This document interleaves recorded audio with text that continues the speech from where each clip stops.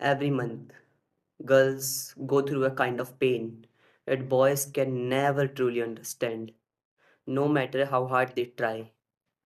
Weakness, cramps, mood swings. Even after all of these, they work with intense positivity. Yeah, I am talking about menstrual cycle, which is also known as periods. तो सवाल ये है कि क्या periods के time पर females को paid leave मिलनी चाहिए? पेड लीव मतलब फीमेल छुट्टी पर है, लेकिन फिर भी उन्हें उस दिन की सैलरी मिले। तो कुछ लोगों का मानना है कि हाँ, मिलनी चाहिए, ये उनका राइट है। लेकिन सुप्रीम कोर्ट ने हाल ही में इस चीज़ पर एक बहुत बड़ा फैसला सुनाया है। और मुझे सुप्रीम कोर्ट की यही बात बहुत अच्छी लगती है कि वो इमोशनली ना सोचकर प्रैक्टिकली सोचती है।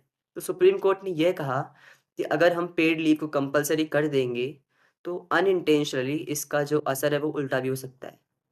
कैसे? हमें जानते हैं कि कंपनीज़ का जो माइंडसेट होता है, वो एक बिज़नेस माइंडसेट होता है। उन्हें चाहिए सिर्फ़ एक चीज़, प्रॉफ़िट।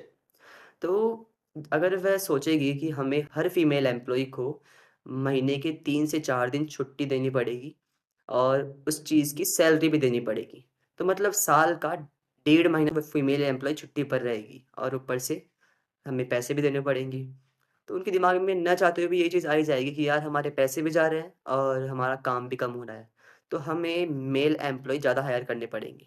तो दिक्कत फिर यहीं से शुरू होगी। जब हायरिंग का टाइम आएगा तो फीमेल एम्प्लॉयी को हायर नहीं किया जाएगा। इससे उनकी ग्रोथ पर असर पड़ेगा। इससे फीमेल को अपॉर्च्युनिटीज़ कम मिलेगी।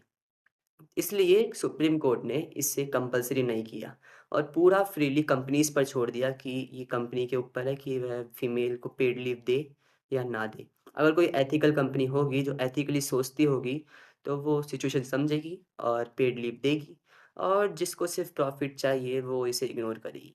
सो सवाल यहाँ पर लीव का नहीं है, माइंडसेट का है। Instead of system we need to change our mindset.